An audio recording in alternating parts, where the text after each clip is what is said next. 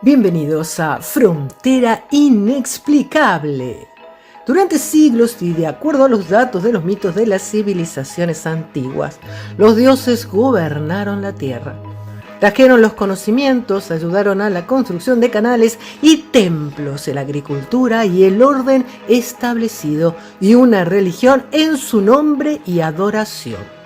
Los libros sagrados de esos primeros tiempos tienen las listas de sus reinados, como la lista de los reyes sumerios antidiluvianos, el reinado de Osiris y Horus y sus descendientes, los primeros reyes griegos con ascendencia divina, los patriarcas descendientes de Adán, etc.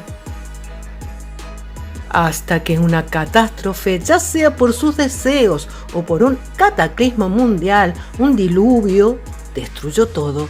Y la humanidad se reseteó.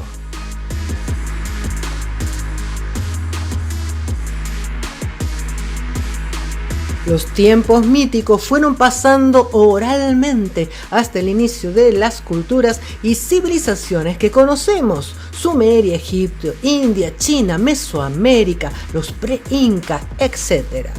Sin embargo, hay huecos entre el relleno mal hecho de los historiadores para parchar la historia oficial y hay descubrimientos o restos arqueológicos que no les gusta ni nombrarlos. Y aquí va el primero. Harappa, o la cultura del Valle del Indo. Enclavada a orillas del río Ravi, sin embargo, conocemos 5 metrópolis, entre ellas Harappa y Mohenjo-Daro. Las mayores y las primeras que fueron excavadas desde el 1921, conocemos tienen también otras 100 ciudades más pequeñas, extendidas a lo largo del Indo y sobre la cuenca, hoy seca, del río Saraswati. La dueña y señora de ese periodo, con un sofisticado plano arquitectónico urbano simple pero eficiente, y principalmente todo entra dentro del quizás, pues su escritura no ha sido descifrada y que por esas casualidades es igualita a la Rongo Rongo de la isla Rapa Nui o isla de Pascua. La cultura del Indo introdujo el ascetismo y el yoga en la religión védica que trajeron los arios. Los historiadores adictos al gradualismo dicen que fueron decayendo hasta desaparecer por deforestación o incendio o inundaciones o cambio climático, o como muestran los descubrimientos de esas ciudades, un cataclismo la destruyó. Algunos investigadores hablan de vitrificación por un fuego intenso, esqueletos desperdigados con un alto contenido de radiación, pero todavía todo sobre esa civilización sigue siendo un gran misterio.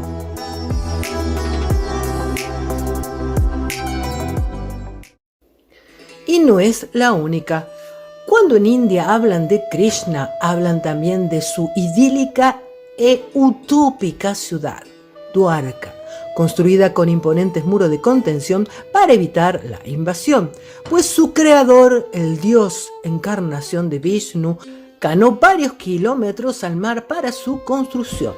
Pero la mítica ciudad fue destruida por un gran terremoto y sumergida en el mar, y de ella no se supo más nada. Templos, habitantes y el sueño fue exterminado, y según los textos fue atacada por el Vimana del demonio Salvat. Hasta ahora, porque en el Golfo de Kambat restos y ruinas aparecieron y situadas en el fondo marino en un tramo de 9 kilómetros cerca de la costa de Gujarat, a una profundidad de unos 40 metros. Todo venía bien hasta que se encontraron restos de la cultura temprana de Harappa, pero los fechajes comenzaron a enterrarse nuevamente porque una de las principales controversias es una pieza de madera que fue datada por radiocarbono alrededor del 7500 a.C. y en algunos hay dataciones de 9000, fechajes imposibles para esa época. Una datación que es utilizada en particular como razón para fechar muy tempranamente a la ciudad. Y entonces es muy difícil ahora conseguir permisos para recorrer esas ruinas submarinas y hacer análisis posibles. Han vuelto a enterrarla. Desde su descubrimiento, Tiahuanacu ha despertado grandes misterios e investigaciones sobre sus habitantes pre-incas y la desaparición de la misma, dejando solo hipótesis y lagunas. Sin embargo, el lago Titicaca y los canales que se han descubierto, que conducen a esa ciudad y a Pumapunku, nos hablan de construcciones y una zona de influencia de los Tiahuanacus más amplia de lo que se cree. El descubrimiento de restos de templos, casas y muros bajo el lago dejan pasmado a más de un historiador, porque en algún momento el lago tuvo el menor nivel acuático como para reconocer esos descubrimientos, y además los amplios canales desde la ciudadela sagrada, algunos de varios kilómetros, teniendo en cuenta que se halla la ciudadela a 22 kilómetros del lago. Lo único seguro, se ponen de acuerdo los arqueólogos, es que gran parte de los restos de esta antigua civilización se encuentran todavía enterrados y no hay estudios ni posibilidades próximas de una nueva excavación masiva, enterrando mucho más que la conservación de esa civilización, sino sus fechajes de inicios, ni los miles de Sponsansky ni lo que los historiadores dicen.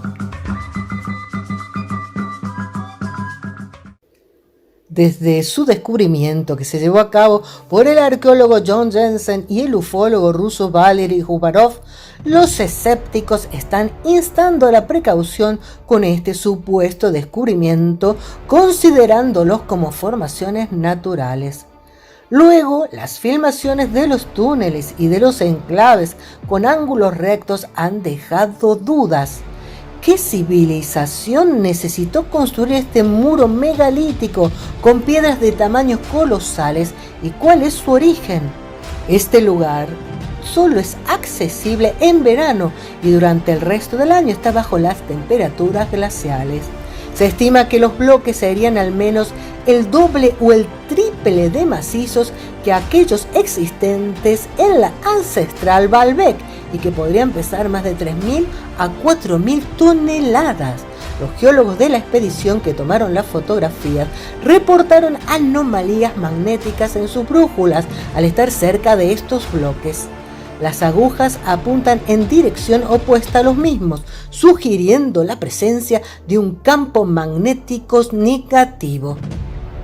En la actualidad resulta poco probable una investigación interdisciplinaria para acercarse al monte, y más con la guerra actual, pero los enigmáticos son los túneles y cuevas que recorren estos bloques y que aún nadie sabe hacia dónde van. Y los círculos dominaban el período megalítico, si no tenemos las formas circulares de los restos de Arcaín y el de Karapalkastán, que se asemejan a pesar de las distancias y épocas, y los dos se creen sirvieron como centros religiosos y astronómicos. Todavía están los arqueólogos tratando de descifrar estas culturas, en un territorio bastante virgen para Occidente por ser de Rusia, o en este caso en Israel, el Rujim el Hiri, en los altos del Golán. Círculos, círculos y más círculos.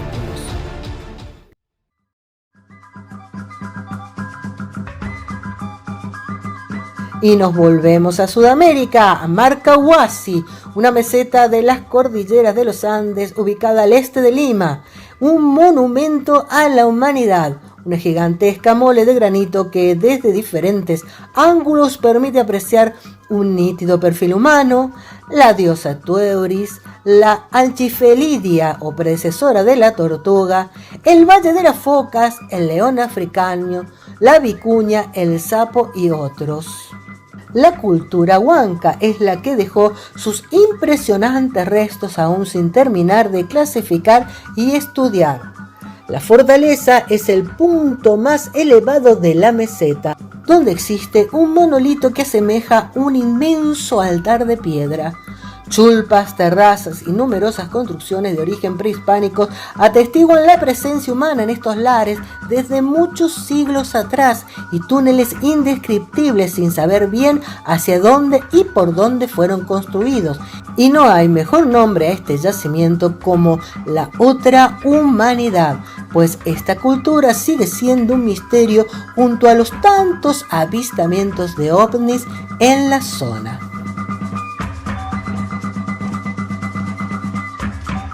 Las civilizaciones megalíticas siempre tienen sorpresas para mostrar en gran parte del planeta y en zonas tan inhóspitas que solo los mismos dioses podrían haber sobrevivido allí, como en las Islas Aran, en Galway, Irlanda.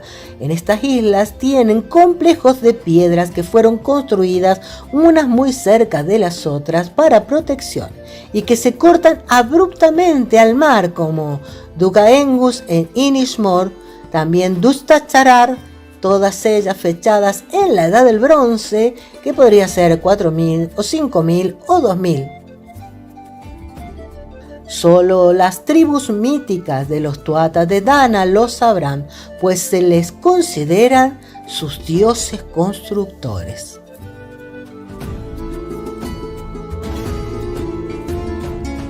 Para terminar, los griegos tienen sus propios restos megalíticos prehelénicos, cuando no saben quiénes crearon y elevaron estas casas de piedra, las casas de dragones o dracospita.